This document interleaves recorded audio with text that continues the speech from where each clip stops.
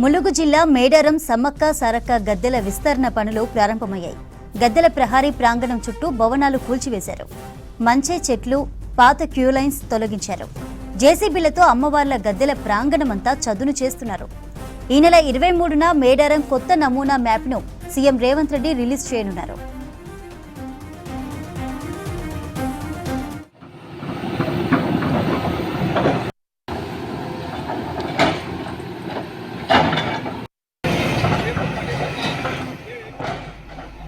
వంద రోజుల్లో విస్తరణ పనులు పూర్తి చేయాలని అధికారులను ఆదేశించింది సర్కార్.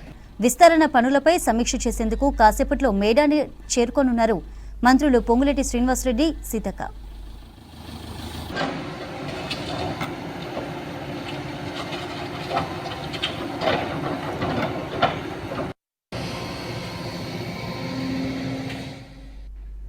ములుగు జిల్లా మేడారం సమ్మక్క సారక్క గద్దెల విస్తరణ పనులు ప్రారంభమయ్యాయి.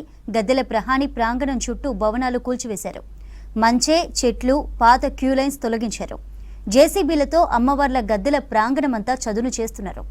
ఈ నెల 23న మేడారం కొత్త నమూనా మ్యాప్ను సీఎం రేవంత్ రెడ్డి రిలీజ్ చేయనున్నారు. 100 రోజుల్లో విస్తరణ పనులు పూర్తి చేయాలని అధికారులను సర్కార్ ఆదేశించింది.